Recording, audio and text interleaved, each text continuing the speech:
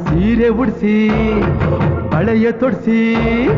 ಸೀರೆ ಉಡಿಸಿ ಬಳೆಯ ತೊಡಿಸಿ ತಾಳಿ ಕಟ್ಟಿಸಿ ಹೆಣ್ಣು ಇಲ್ಲದೆ ಧರ್ಮ ಇಲ್ಲ ಎಂದು ಬೋಧಿಸಿ ಧರ್ಮನಿಗೆ ತಲೆಗೆ ಏಳು